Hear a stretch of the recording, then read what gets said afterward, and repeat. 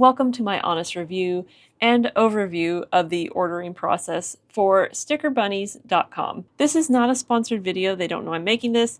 I'm not trying to get you to purchase any stickers. This is just solely to be helpful to you, hopefully. I am a small-time artist, and I appreciate things like this so I can know which companies are good or not, or which ones I might want to look into more. So that is why I'm making this video. Sticker Bunnies is also a small business, and I actually learned about them through this comment left by this viewer. And I really appreciate that because, as it turns out, I am overall pretty happy with my order and my experience with them. There is one small issue that I had, which I'll discuss later, but it wasn't a huge deal and it probably could have been avoided. But again, I'll talk about that later in the video. So overall, I think these stickers are a good quality. They feel durable, they look good. The price is really good, I think, especially compared to most of the other sticker companies I've seen out there. There are also no minimum orders. Now on special vinyl like holographic or metallic, there is a minimum order of 10 stickers. So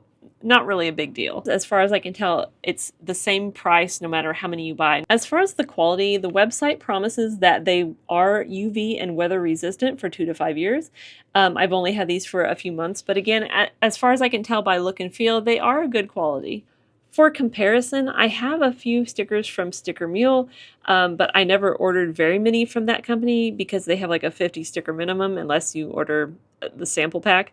And depending on the size of the sticker, their sample pack works out to about $1 per sticker, which isn't too bad considering that outside of their sample pack, you have to buy at least 100 stickers for them to get to be less than $1 a piece. Anyway, this is a long way of explaining that I haven't worked with Sticker Mule that much, but I'm talking about them right now because I think generally they're considered a decent quality sticker. And from feel alone, I think Sticker Bunnies are just as good, if not better. They feel sturdy, the colors look great, the printing looks good. So I definitely think they are worth trying. Now I wanted to talk a little bit about the ordering process because it isn't maybe as straightforward as it is with some other companies, and I would imagine this is because they are, again, a smaller business. So instead of ordering directly on their site and uploading your images, you'll actually need to compose an email, which should include all the information they request on their FAQ page on their website. You can email zip files of your images, or you can include a link to your Google Drive folder with your images.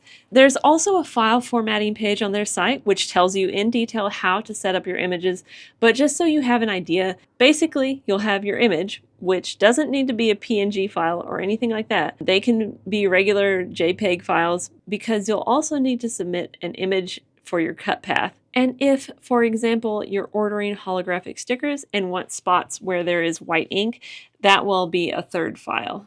So when I ordered from them, I sent my email on a Friday afternoon and they wrote back Sunday evening with a confirmation email. The email contained a lot of info, but it was basically things they already have posted to their website. So ideally you would already know all of this info if you read their website. Then a few days later, after receiving that initial email, I received a PayPal invoice. Also, as a side note, the invoice did come from Bunnies and Cream, not Sticker Bunnies, which Bunnies and Cream is apparently their other business. They didn't actually mention on their website up front what shipping would be, and unless I missed it, which is entirely possible. But I figured for this order, I wasn't too worried about it. I thought I'd just see what happened. I ended up paying $47.90 on stickers, and shipping for that was $8.95. Would shipping be cheaper for a smaller order? I don't know. I'm not sure. I would imagine possibly not, because the size of those stickers didn't add up to a whole lot. The envelope was kind of large, so I would imagine that's kind of their minimum shipping price. But again, I don't know for sure. This may be something you'd want to inquire about with them before you ordered, if it was a concern. As far as the timeline went, they said, and I believe they still say right now, that their turnaround time is 10 to 14 business days. And they also say that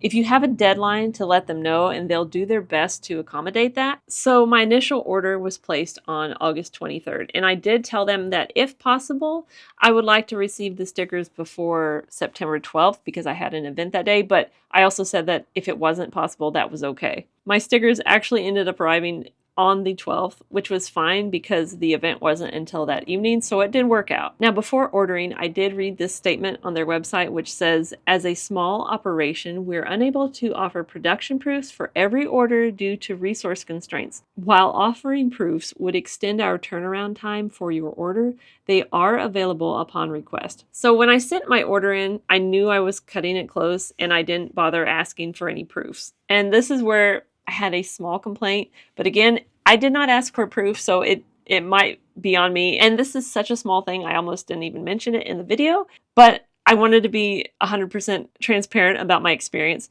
I know they're a small company and things happen, and I probably should have ordered a proof to make sure this was going to work out. What happened is I ordered 2 holographic stickers. One just had regular ink, no white, and it turned out exactly like I wanted it to. But on this sticker, I placed the white in certain places only. I wanted it behind the clown, but not behind the Harlequin design here.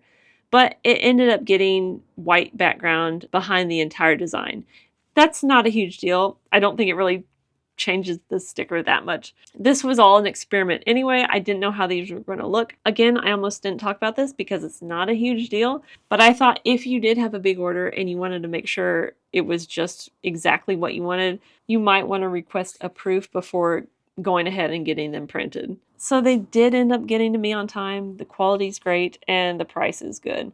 I had actually meant to make this video a long time before now. I'm a little late getting around to it, especially since I'm showing off my Halloween stickers. But those stickers are still available in my Etsy shop, which I will link below. I will also link to Sticker Bunnies. Have you used this company before? Let me know. Are you thinking about it? Let me know that. If you have questions, of course, leave them in a comment below. Thank you for watching, and I will talk with you again, I hope very soon.